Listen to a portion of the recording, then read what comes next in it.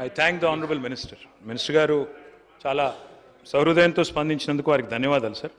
వారు చెప్పినా మేము చెప్పినా ఒకటే చెప్తున్నాం సార్. ఇప్పటికీ ఈ రాష్ట్రంలో 15 మంది, నేను ప్రభుత్వానికి లిస్టు కూడా పంపుతున్నాను సార్, 15 మంది చేనేత కార్మికులు కాంగ్రెస్ ప్రభుత్వం వచ్చిన తర్వాత ఆత్మహత్య చేసుకున్నారు.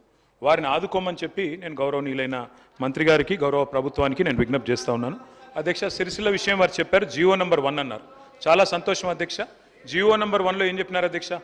365 రోజులు సిరిసిల్లలో నేతన్నలకు, రాష్ట్రంలో నేతన్నలకు పని కల్పిస్తామని చెప్పారు. 365 రోజులు. మరి ప్రభుత్వం ఏర్పడి ఇది 8వ నెల. నేను వారిని కోరుతా ఉన్నా, గౌరవనీయులైన ముఖ్యమంత్రి గారిని కూడా కోరుతా ఉన్నాను, తప్పకుండా 365 రోజులు పని మీరు ఏదైతే గవర్నమెంట్ ఆర్డర్లో చెప్పారో కల్పించండి. మేము గతంలో ఉత్పత్తి చేసిన బతుకమ్మ చీరలు నాణ్యత లేవు అనే మాట మాట్లాడినారు. ఓకే అధ్యక్ష, మీరు ఒకవేళ అవి నాణ్యంగా అనిపించకపోతే అవి పాలియస్టర్ ఉత్పత్తులు. మేము ఆనాడు ఖర్చు పెట్టింది ఒక్కొక్క చీర మీద 330 రూపాయలు, 340 రూపాయలు 1 కోటి మంది మహిళలకు ఇచ్చినాం అధ్యక్ష. ఒకవేళ ప్రభుత్వం దాన్ని మంచిగా ఇంకా మంచి క్వాలిటీని తేవాలి, ఒక 500 రూపాయలు ఖర్చు అయినా 600 రూపాయలు ఖర్చు అయినా మేము ఇంకెక్కువ పెడతామంటే వి వెల్కమ్ ఇట్. తప్పకుండా బతుకమ్మ పథకం కాకపోతే ఇంకో పథకం పెట్టండి, మాకు అభ్యంతరం లేదు, మాకు ఎలాంటి బేసిజన్ లేదు. We welcome it. We request the honourable chief minister and the government, తప్పకుండా ఈ విషయంలో మానవతా హృదయంతో స్పందించండి. వాళ్ళు చనిపోతూ ఉంటే మనం తప్పకుండా ఆదుకుంటే మంచిది, మీకే మంచి జరుగుతుంది, మీకే మంచి పేరు వస్తుంది. ముఖ్యమంత్రి గారిని నేను కోరుతా ఉన్నాను. అధ్యక్ష, గొల్లకుర్మ సోదరులకు కూడా మా ప్రభుత్వం ఉన్నాడు, మరి గొర్రెల పంపిణీ పథకం పెట్టి ప్రోత్సహించే ప్రయత్నం చేశాం. అందులో మన ముఖ్యమంత్రి గారు మాట్లాడితే తప్పులు జరిగినాయన్నారు. తప్పులేమన్నా జరిగింటే తప్పకుండా చర్యలు తీసుకోండి. ప్రభుత్వంలో ఒకనాడు రాజీవ్ గాంధీ గారు అన్నారని చెప్పి మొన్న బట్టి విక్రమార్క గారు బడ్జెట్ స్పీచ్లో కూడా చెప్పారు, ఢిల్లీలో రూపాయి విడుదలవుతే కిందికి వచ్చేసరికి 15 పైసలే ఉంటుంది అన్నారు. ప్రభుత్వంలో ఎక్కడెక్కడైనా లొసుగులు ఉంటాయి. ఇప్పుడు సాంకేతిక పరిజ్ఞానం వచ్చింది, ఆధునిక సాంకేతికత వచ్చింది, తప్పకుండా చర్యలు తీసుకోండి. కమర్షియల్ ట్యాక్సెస్ అయినా ఇంకో డిపార్ట్మెంట్లో అయినా ఏమైనా తప్పులు జరిగింటే, లొసుగులు ఉంటే మేము వద్దనట్లేదు అధ్యక్ష. 100% దట్ ఈస్ ద రెస్పాన్సిబిలిటీ. నిన్న సివిల్ సప్లైస్ మినిస్టర్ కూడా చెప్పారు, రెవెన్యూ రికవరీ చట్టాన్ని ప్రయోగిస్తామన్నారు. తప్పకుండా ప్రయోగించండి. మేమేమైనా గతంలో ఇన్కంప్లీట్గా వదిలిపెట్టిపోతే we welcome the government, will fully cooperate with the government sir. మాకు ఎలాంటి బేసిజన్ లేదు. కాకపోతే మీరు వాళ్ళకి మాట ఇచ్చారు, 100 రోజుల్లో 2వ విడత గొర్రెల పంపిణీ అన్నారు. దయచేసి చేయండి. మా రిక్వెస్ట్, గొర్రెలు ఇవ్వకుండా డీడీలు మాత్రం ఇచ్చారు, అది కాదు. తప్పకుండా గొర్రెలు ఇవ్వండి అని కోరుతా ఉన్నాం. హైదరాబాద్లో గతంలో కళ్ళు డిపోలు బంద్ చేసింది సార్, కళ్ళు దుకాణాలు బంద్ చేసిండే. మా ప్రభుత్వం వచ్చినాక వాటిని తెరిచినాం, చెట్ల పన్ను రకం మొత్తం మాఫీ చేసినాం. అదే మాదిరిగా ఆనాడు కేసులు లేకుండా జాగ్రత్తగా చూసుకున్నాము. దాంతోపాటు నీరా పాలసీ తెచ్చినాం, దాన్ని విస్తరించండి. రాష్ట్రంలో 15% రిజర్వేషన్ తెచ్చినాం గౌడన్నలకి. తప్పకుండా వైన్ షాపులో మీరు 25% చేస్తా అన్నారు, చేయండి. We welcome it, we support the government. Mudiraj సోదరులది కూడా మేము కోరుతా ఉన్నాం అధ్యక్ష. ప్రభుత్వంలోకి రాకముందు కాంగ్రెస్ పార్టీ చెప్పింది, బీసీ డి నుంచి ఏకి మారుస్తామని చెప్పారు. తప్పకుండా చేయండి. We welcome it, we'll also cooperate with you. అదే మాదిరిగా మీరు చెప్పారు అధ్యక్ష, ఏమని? మేము మత్స్య సంపద పెంచాం అధ్యక్ష. మా ప్రభుత్వం ఉన్నప్పుడు ఇన్లాండ్ ఫిషరీస్లో భారతదేశంలో నెంబర్ 1 స్టేట్గా తెలంగాణను చేసి చూపెట్టినాం. దానివల్ల మత్స్య సంపద పెరిగింది, గంగపుత్ర సోదరులకు లాభం జరిగింది, ముదిరాజ్ సోదరులకు లాభం జరిగింది. తప్పకుండా నేను వారిని కోరుతా ఉన్నా, గౌరవ ముఖ్యమంత్రి గారిని. మీరు చెప్పారు బీసీ డి నుండి ఏకి మారుస్తామన్నారు, ఇంకా ఫిషరీస్ని ఎక్స్పాండ్ చేస్తామన్నారు. తప్పకుండా చేయండి, వీల్ వెల్కమ్ ఇట్. బీసీ కులగణన పూర్తి చేస్తామని చెప్పారు, తప్పకుండా చేయాలని చెప్పి నేను వారిని రిక్వెస్ట్ చేస్తా ఉన్నా. స్థానిక సంస్థల ఎన్నికల గురించి వింటా ఉన్నాం, మరి బీసీ కులగణన పూర్తి చేసి పెడతారా, ముందే పెడతారా, ఎప్పుడు ప్రారంభిస్తారు కులగణన? ఎందుకంటే పోయిన సెషన్లో మీరు చెప్పారు, ఇప్పటివరకు ప్రారంభం కాలేదు. నేను చివరిగా మళ్ళొకసారి బీసీ వెల్ఫేర్ విషయంలో చెప్తా ఉన్నా అధ్యక్ష, దయచేసి నేతన్నలు కానీ ఇతరులు కానీ తప్పకుండా వారికి ఇచ్చిన మాట నిలబెట్టుకోవాలని ప్రభుత్వాన్ని కోరుతా ఉన్నాం. ఇంకొక మాట కూడా నేను కోరుతా ఉన్నా అధ్యక్ష, మీరు గిరిజన కుటుంబాలకి రాష్ట్రంలో మీరు చెప్పారు 12 లక్షల రూపాయలు అభయహస్తం పథకం కింద, సేమ్ దళితులకు అంబేద్కర్ అభయహస్తం మాదిరిగా గిరిజనులకు కూడా 12 లక్షలు ఇస్తామని చెప్పారు. నిలబెట్టుకోండి, రీఅప్రోప్రియేట్ చేయండి. కావాలంటే ఏదైనా పథకంలో కోత పెట్టండి, తప్పకుండా దానికి కూడా నిధులు కేటాయించాలని నేను కోరుతా ఉన్నాను. ఇంకొక స్పష్టత కూడా ప్రభుత్వం ఇవ్వాలని చెప్పి నేను కోరుతా ఉన్నాను. మేము 4.5 లక్షల ఎకరాలకి పోడు భూములకు పట్టాలు ఇచ్చినాం, రైతు బంధు కూడా ఇచ్చాం. మరి మీరు రైతు భరోసా కంటిన్యూ చేస్తారా, చేయరా? ఆ పోడు భూములకు దయచేసి చెప్పాలని చెప్పి కూడా నేను కోరుతా ఉన్నాను. మీరు చెప్పారు గిరిజన విద్యార్థులకు 10th పాస్ అయితే 5,000, ఇంటర్ పాస్ అయితే 10,000, డిగ్రీ పీజీ పాస్ అయితే 25,000 ఇస్తామని చెప్పి మేనిఫెస్టోలో చెప్పారు. తప్పకుండా దాన్ని కూడా నిలుపుకోవాలని చెప్పి నేను కోరుతా ఉన్నాను. మైనారిటీల విషయంలో మీరు చెప్పారు, మీరు 6 నెలల్లోనే కులగణన పూర్తి చేస్తామన్నారు. కంప్లీట్ చేస్తున్నారు సార్, ఇంకో 15 మినిట్స్లో కంప్లీట్ చేస్తాను సార్. మైనారిటీ సబ్ ప్లాన్ అన్నారు, నేను వారిని కోరుతా ఉన్న ప్రభుత్వాన్ని, తప్పకుండా మైనారిటీ సబ్ ప్లాన్ కూడా తీసుకురండి. We will also support you. మీరు ఇమాంలకు, మౌజంలకు, ఫాస్టర్లకు కూడా ఇస్తామన్నారు. 10,000 రూపాయల చొప్పున నెలకు గౌరవ వేతనం ఇస్తామన్నారు, ఇవ్వాలని చెప్పి కూడా నేను కోరుతా ఉన్నా. మైనారిటీలకు బడ్జెట్ 4,000 కోట్లు పెంచుతా ఉన్నారు. కేసీఆర్ గారు 2,200 దాకా తీసుకొచ్చారు. మీరు 4000 చేస్తామన్నారు, చేయండి, రీఅప్రాప్రియేట్ చేయండి. మరి మైనారిటీ మినిస్టర్ లేరు, మినిస్టర్ని కూడా ఇవ్వండి. చీఫ్ మినిస్టర్ గారు మైనారిటీని ఒకరిని మినిస్టర్ని చేయండి. ఇది భారతదేశ స్వాతంత్రం వచ్చిన తర్వాత కాంగ్రెస్ ప్రభుత్వాలు భారతదేశంలో ఎన్నోసార్లు వచ్చినాయి. మొట్టమొదటి ప్రభుత్వం ఇది, మైనారిటీ మినిస్టర్ లేని మొదటి ప్రభుత్వం. దయచేసి మైనారిటీలకు రిప్రజెంటేషన్ గవర్నమెంట్లో ఇవ్వండి అని చెప్పి కూడా మేము కోరుతా ఉన్నాం. ఇంకొక మాట కూడా నేను కోరుతా ఉన్నా అధ్యక్ష, నేను మళ్ళీ కోరుతా ఉన్నా, ఇందాక సీఎం గారు లేరు, వారిని నేను కోరుతా ఉన్నా. అధ్యక్ష, మనము మన రాష్ట్రాన్ని ఖర్చు చేయకూడదు. మీరు రేపు మళ్ళీ అమెరికా పర్యటనకు పోతా ఉన్నారు. I wish you all the best Revanth Reddy గారు. డెఫినెట్గా మీ నాయకత్వంలో తెలంగాణ రాష్ట్రం బాగుండాలి. 5 ఏళ్ళు రేవంత్ రెడ్డి గారు, మీకు అనుమానం వద్దు, 5 ఏళ్ళు మీరు ముఖ్యమంత్రిగా అక్కడే కూర్చోవాలి. ఇచ్చిన అన్ని హామీలు నెరవేర్చాలని చెప్పి కూడా నేను కోరుతా ఉన్నాను. మీరు ఇచ్చిన హామీలు నెరవేర్చండి అని కోరుతున్నాను తప్ప వేరే అనట్లేదు. తప్పకుండా మీకు నేను I wish you all the best in America tour also. తప్పకుండా ఆ విషయంలో కూడా మీకు సహకరిస్తాం. కానీ రాష్ట్రాన్ని ఖర్చు చేయడం మంచిది కాదు. రాష్ట్రం దివాలా తీసిందని, రాష్ట్రం బాగాలేదని ఇందాక మీరు రాకముందు చాలా చెప్పాను నేను. తప్పకుండా మీరు దయచేసి మరింత ఎఫర్ట్ పెంచాలని చెప్పి కూడా మరి చేయాలని చెప్పి కూడా నేను కోరుతా ఉన్నాను. అధ్యక్ష, రాష్ట్ర సంపద సృష్టించాలి అంటే ప్రగతిశీల పాలసీస్ ఉండాలి. ఇప్పటిదాకా కొత్త పాలసీస్ రాలేదు. I'm sure the government is working. I'm not at all disputing that they are not working, they are working hard. కొత్తగా గవర్నమెంట్లోకి వచ్చారు, చిన్న వయసులో వారికి అవకాశం వచ్చింది. తప్పకుండా ముఖ్యమంత్రి గారు కానీ మంత్రులు కానీ కష్టపడుతున్నారు. మంచి పాలసీలు తెండి, we welcome it. Skill university అన్నారు, విల్ వెల్కమ్ ఇట్. అదే మాదిరిగా ప్రోగ్రెసివ్ పాలసీస్ తెండి, ప్రగతిశీల పాలసీస్ తెండి. కానీ తిరోగమన నిర్ణయాలు కరెక్ట్ కాదు. నేను ముఖ్యమంత్రి గారికి చెప్తా ఉన్నా, ఎంఏఎన్యూడి కూడా వారి దగ్గర ఉంది కాబట్టి చెప్తా ఉన్నా. ఒరిజినల్గా మేము డిజైన్ చేసింది ఏంటి సార్ అంటే, ఎయిర్పోర్ట్కి 3 రకాల కనెక్టివిటీ ఉండాలి మెట్రో అని డిజైన్ చేశాం. అందులో మొదటి phase Shamshabad outer ring road, శంషాబాద్కి ఔటర్ రింగ్ రోడ్ మీదుగా ఎందుకు తీసుకుపోయే ప్రయత్నం చేసినామంటే ఒకటే కారణం, ఎందుకంటే అందులో ల్యాండ్ అక్విజిషన్ లేదు. ఏమైందంటే రాజశేఖర రెడ్డి గారి ప్రభుత్వంలో ఓఆర్ఆర్ ప్లాన్ చేసినప్పుడు గౌరవనీయులు జైపాల్ రెడ్డి గారు అర్బన్ డెవలప్మెంట్ మినిస్టర్, మా సబితా ఇంద్రారెడ్డి గారు ఎప్పుడు చెప్తా ఉంటారు, ఆనాడు ఓఆర్ఆర్ డిజైన్ చేసినప్పుడు జైపాల్ రెడ్డి గారు ఏం చెప్పారు, రాజశేఖర రెడ్డి గారు ఏం చెప్పారు, చాలాసార్లు చెప్తా ఉంటారు సబితక్క. ఆ రోజు ఒక మాట చెప్పారు, 500 ఫీట్ల రోడ్ ఎందుకు అని మాట్లాడితే, లేదు ముందు చూపుతో మనం చేయాల్సిందే, అందులో రైల్ కారిడార్ కూడా ఉండాలని చెప్పి అధికారులు సూచిస్తున్నారు, చేయాలన్నారు. ముఖ్యమంత్రి గారు మేము తీసుకోవడానికి కారణం, అక్కడ ఓఆర్ఆర్కి శంషాబాద్కి తీసుకొని పోవడానికి మేము మైండ్ స్పేస్ నుంచి తీసుకున్న కారణం ఏంటంటే 10 లక్షల మంది ఐటీ ఉద్యోగులు ఉన్నారు, నిరంతరం ట్రావెల్ చేస్తూ ఉంటారు. ఇప్పుడు ఓఆర్ఆర్ కూడా కంజెస్టెడ్ అయింది, మీరు తిరుగుతుంటారు, మీరు కూడా మీకు తెలుసు. నా రిక్వెస్ట్ ఏమంటే అధ్యక్ష, మేము 3 రకాల మార్గాలు డిజైన్ చేశాం. ఒకటి మైండ్ స్పేస్ నుంచి శంషాబాద్ దాకా, రెండవది ఫలక్ నుమా మీదుగా డైరెక్ట్గా ఎయిర్పోర్ట్కి, ఈరోజు వారు ఏదైతే P7 రోడ్ అంటున్నారో దాని మీదుగా, మూడవ మార్గం కూడా హయాత్ నగర్ నుంచి అటు నుంచి కూడా తీసుకోవాలనుకున్నాం. మాకేం అభ్యంతరం లేదు, మీరు రద్దు చేశారు, సరే మీ ఇష్టం, ప్రభుత్వం మీది, మీరు నడపండి, మేము వద్దనట్లేదు. కానీ మేము తీసుకున్న దానికి కారణం చెప్తా ఉన్నాం ముఖ్యమంత్రి గారికి. ఓఆర్ఆర్ మీద అయితేనేమో రైల్ కారిడార్ ఆల్రెడీ ఉండింది, జీరో ల్యాండ్ అక్విజిషన్ ఫాస్ట్గా చేయొచ్చు, 2 ఏళ్లలో కంప్లీట్ చేయొచ్చు. ఎందుకంటే ప్రభుత్వంలో ఉన్న వాళ్ళు ఏం కోరుకుంటాం అధ్యక్ష, ప్రజలతో శబాష్ అనిపించుకోవాలని కోరుకుంటాం. మేము కూడా అట్లే అనుకున్నాం, తొందరగా పూర్తి చేసి ప్రజలతో శబాష్ అనిపించుకోవాలి, మంచి పని చేయాలనుకున్నాం. ముఖ్యమంత్రి గారు నేను అడుగుతా ఉన్నాం, టెండర్ కూడా పూర్తయింది, రద్దు చేశారు, పునఃపరిశీలించండి, అవకాశం ఉంటే పునఃపరిశీలించండి, వద్దనుకుంటే మీ ఇష్టం. అధ్యక్ష, ఇంకొక మాట, ఫార్మాసిటీ రద్దు చేశామన్నారు. ఫార్మాసిటీ రద్దు విషయంలో కూడా నేను ప్రభుత్వాన్ని కోరుతా ఉన్నా అధ్యక్ష, దయచేసి పునఃపరిశీలించండి. ఎందుకంటే the land acquisition was conditional. అందులో ఏం చెప్పాము అధ్యక్ష, ఫార్మాసిటీ కోసమే భూసేకరణ చేస్తున్నామని భూసేకరణ చట్టాన్ని ప్రయోగించి తీసుకున్నాము. మీరు ఇతర అవసరాలకు ఆ భూమిని వాడే పరిస్థితి ఉండదు. దయచేసి గౌరవ ముఖ్యమంత్రి గారిని నేను కోరుతా ఉన్నాను, ఇది మీరు లీగల్ అడ్వైస్ తీసుకోండి. I'm saying this with utmost sincerity Revanth Reddy గారు, లీగల్ అడ్వైస్ తీసుకోండి. ఎందుకంటే చట్టపరమైన ఇబ్బందులు రాకూడదు.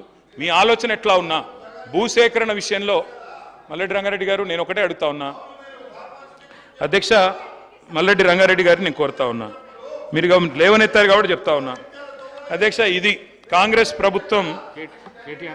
అధ్యక్ష, వారిని ఆర్డర్లో పెట్టండి మరి. అధ్యక్ష, నేనేమన్నా అంటే అధ్యక్ష ఇది కాంగ్రెస్ పార్టీ ఎన్నికలకు ముందు ఇచ్చిన మాట ఏమంటే, ఫార్మాసిటీ రైతులకు ఇచ్చిన మాట చేస్తున్నాను సార్. ఫార్మాసిటీకి ఇచ్చిన మాట, ఫార్మాసిటీ విషయంలో కాంగ్రెస్ పార్టీ ఏం చెప్పింది అంటే, కోమటిరెడ్డి వెంకటరెడ్డి గారు ఆనాడు ఎంపీ అధ్యక్ష, వారు చెప్పారు, అదేవిధంగా కోదండ రెడ్డి గారు చెప్పారు, రేవంత్ రెడ్డి గారు చెప్పారు, బట్టి విక్రమార్క గారు కూడా చెప్పారు అధ్యక్ష, ఫార్మాసిటీ భూములు తిరిగి వెనక్కిస్తాము అని స్పష్టంగా చెప్పారు. మేమేం అడుగుతున్నాం అధ్యక్ష, ఫార్మాసిటీ భూములు రైతునండి సార్, ఇదేం సార్, ఇది మొత్తము కంక్లూడ్ చేయమని చెప్పండి సార్. ఇది 1 hour 50 minutes sir.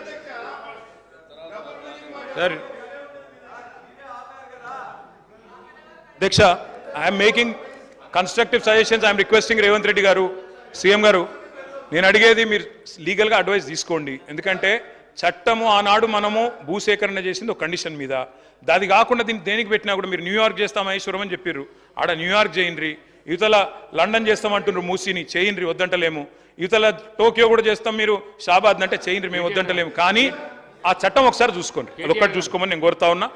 Pharma city భూములు తిరిగిస్తామన్నారు. సభను తప్పుదోవ పట్టించడానికి లేదా రైతులను రెచ్చగొట్టడానికి మీరు ఇచ్చిన దాదాపుగా 2 గంటల సమయాన్ని పూర్తి స్థాయిలో ఉపయోగించుకోవాలనే ప్రయత్నం వారు చేస్తున్నారు. వారు సూచనల ముసుగులో మోసమనే ప్రణాళికను పకడ్బందీగా ప్రజల మెదళ్లలో చొప్పించడానికి ప్రయత్నం చేస్తున్నారు. నేను తమ ద్వారా వారికి చేసే సూచన ఏంటంటే 10 సంవత్సరాలు పరిపాలన చేసిండ్రు, మీ అనుభవాలు మీకున్నాయి, మీ వల్ల ప్రజలకు కూడా కొన్ని అనుభవాలు ఉన్నాయి. ఆ ప్రజల అనుభవాల మేరకే ప్రజలు ఒక తీర్పు ఇచ్చిండ్రు. 10 సంవత్సరాలు ఏలిన మీరు 10 నెలలు కూడా పూర్తి చేసుకొని ప్రభుత్వం మీద కొన్ని వందల ఆరోపణలు చేస్తున్నారు. నాకేం అభ్యంతరం లేదు, అది మీ విజ్ఞత, మీ అవగాహన. అదేవిధంగా ఈరోజు వారు సిరిసిల్ల చేనేత కార్మికుల గురించి, బతుకమ్మ చీరల గురించి వారు గొప్పగా చెప్పిండ్రు. నాకేం అభ్యంతరం లేదు. చేనేత కార్మికులకు పని కల్పించడం కోసం ఆనాడు ప్రయత్నం చేసి ఈ పథకాన్ని ప్రవేశపెట్టినామన్నారు. 2017-18లో నాకు తెలిసినంత వరకు మొట్టమొదట ఈ చేనేత కార్మికులకు బతుకమ్మ చీరల పథకాన్ని ప్రవేశపెట్టారు.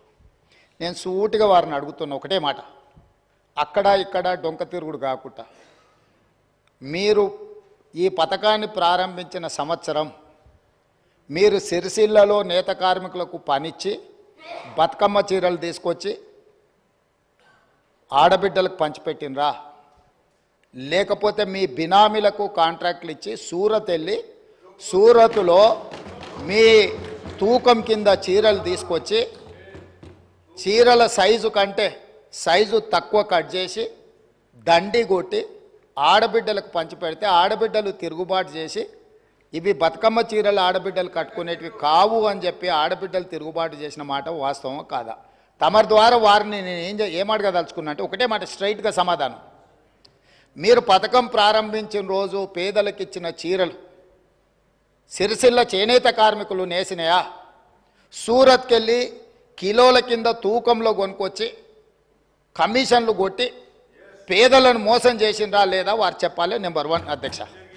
నెంబర్ 2, వారు అధికారం కోల్పోయేటప్పటికి మీరు అదే సిరిసిల్ల చేనేత కార్మికులకు 275 కోట్ల రూపాయలు బతుకమ్మ చీరల బకాయిలు పెడితే మా ప్రభుత్వం వచ్చిన తర్వాత మా మంత్రి పొన్నం ప్రభాకర్ గారు, మా ఆది శ్రీనివాస్ గారు వస్తే 100 కోట్ల రూపాయల బకాయిలు విడుదల చేసింది నేనా కాదా?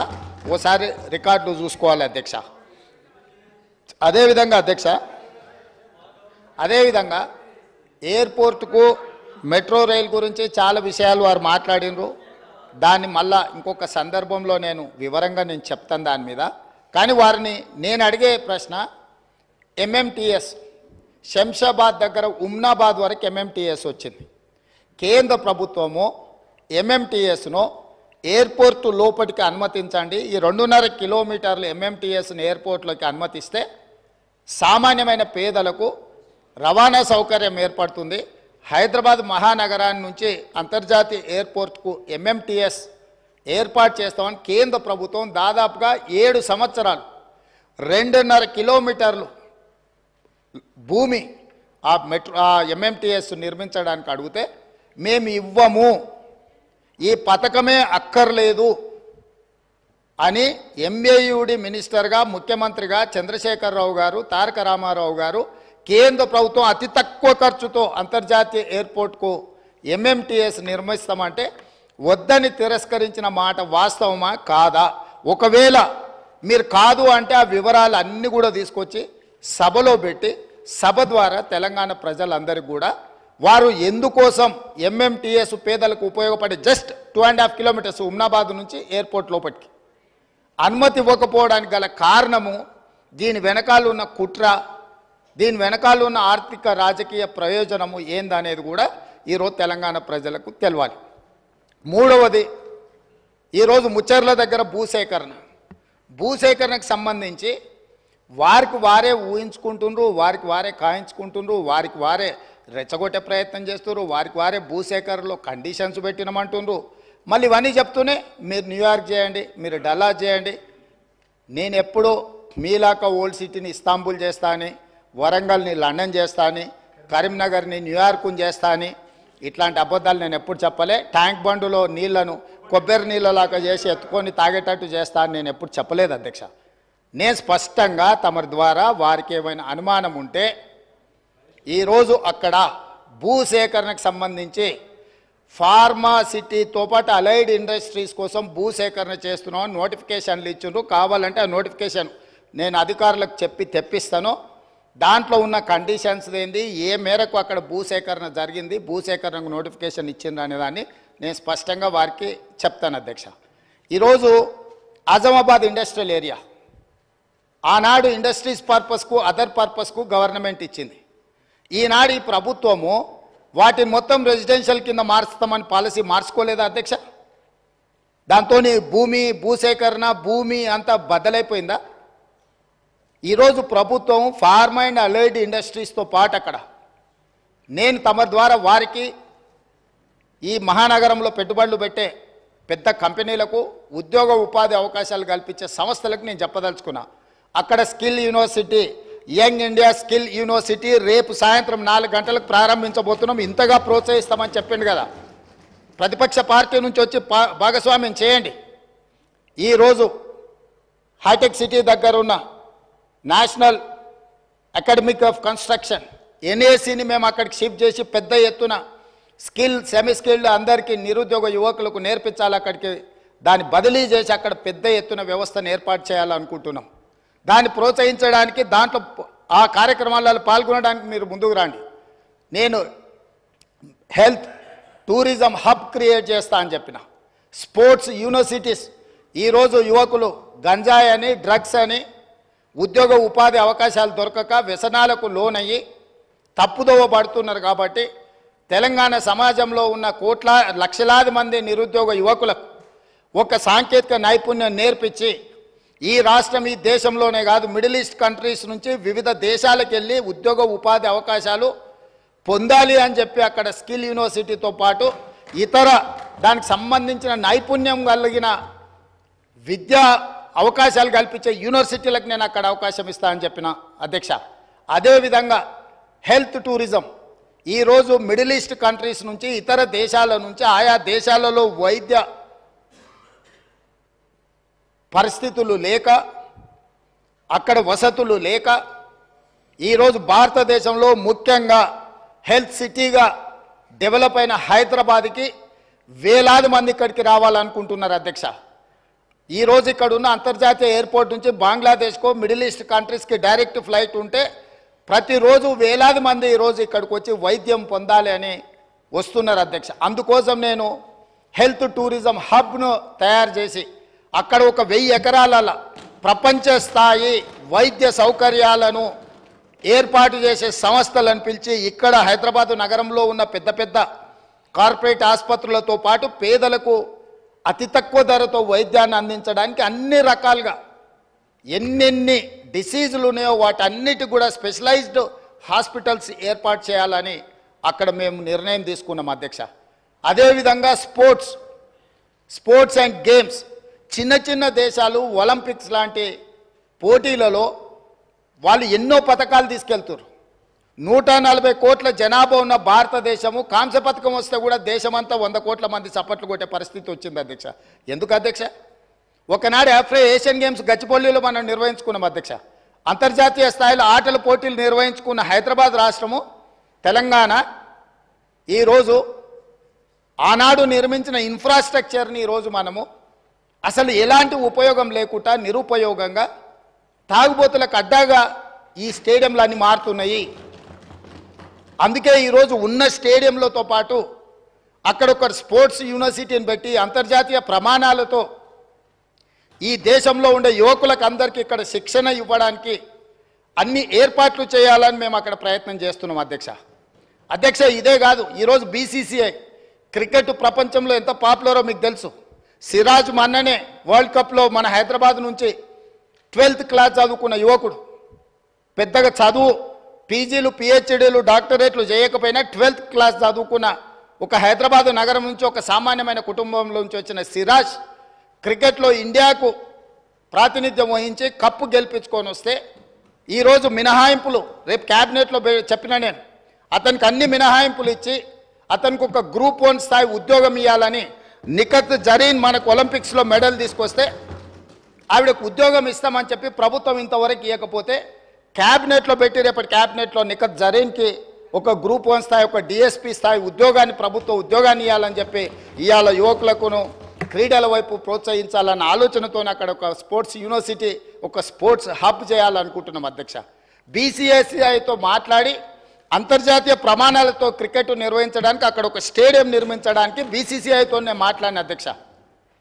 ఈ విధంగా ఒక్కొక్కటి ప్రపంచ స్థాయిలో అంతర్జాతీయ ప్రమాణాలు కలిగిన అన్నింటినీ ఆ ముచ్చెర్ల ప్రాంతంలో తీసుకొచ్చి ఈరోజు ఫార్మా వార్ సిటీ అన్నారు, నేనన్న ఫార్మా విలేజ్లు అన్నా.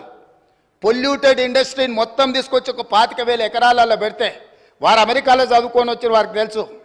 నెవార్క్ ఎయిర్పోర్ట్ పక్కన ఇట్లనే అన్ని పొల్యూటెడ్ ఇండస్ట్రీస్ పెడితే లాస్ట్గా నగరమే మొత్తం తరలిపోవాల్సిన పరిస్థితి వస్తే ఆ ఇండస్ట్రీని ఇంకెక్కడికో పంపించారు.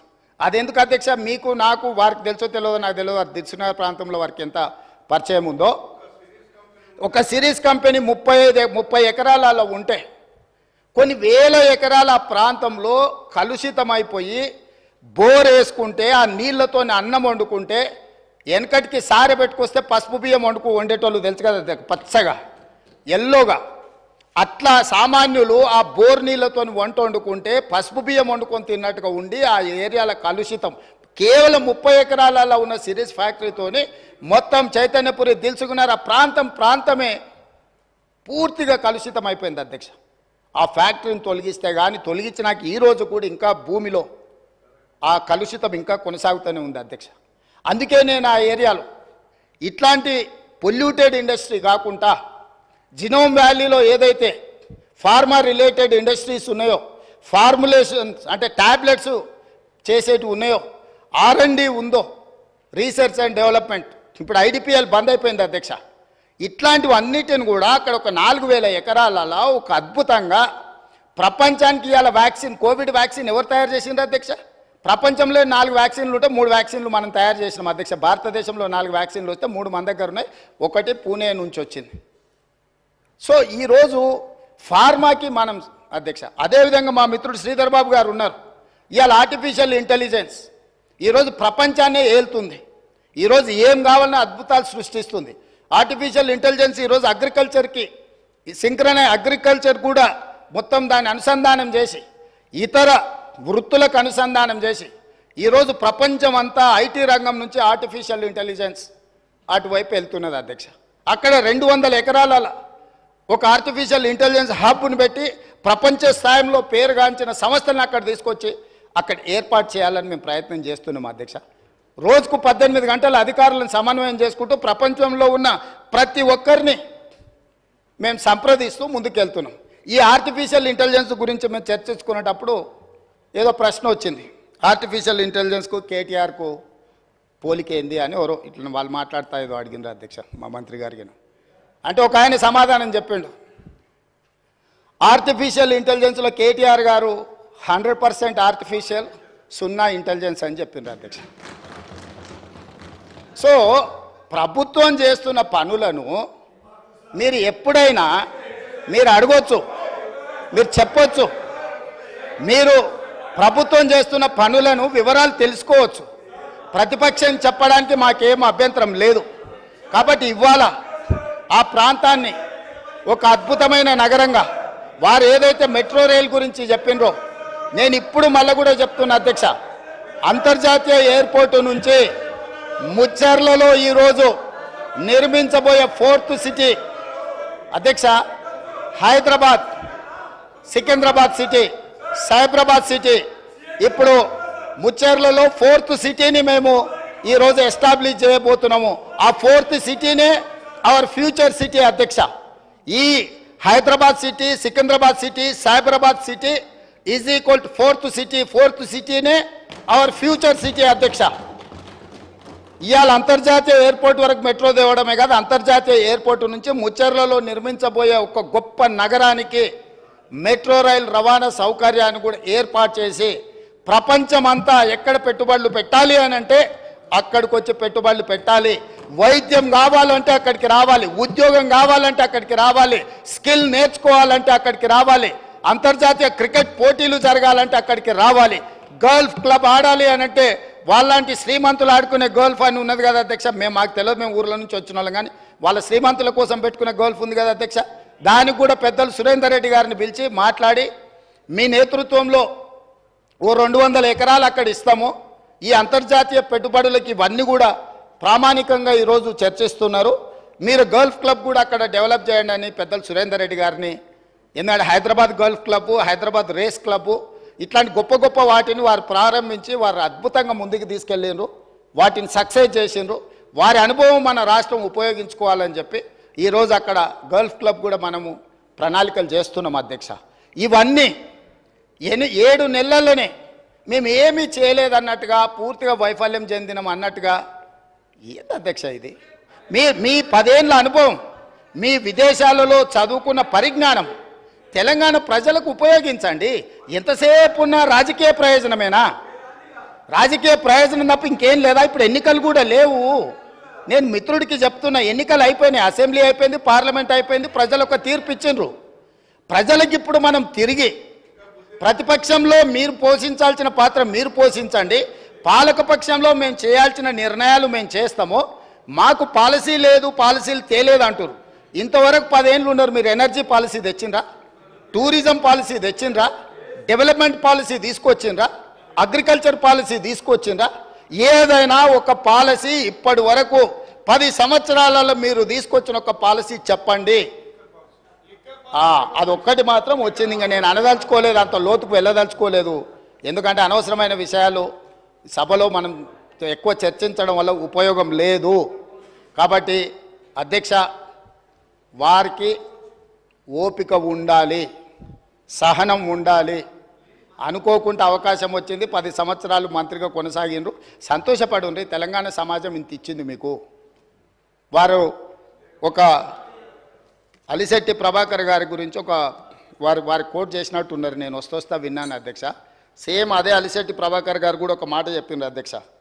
అది చెప్పి నేను మళ్ళా దీని మీద వివరణ ఇచ్చినప్పుడు మిగతా డీటెయిల్ చెప్తా. అదే అలిశెట్టి ప్రభాకర్ గారు ఇంకొక మాట కూడా చెప్పిండ్రు అధ్యక్ష.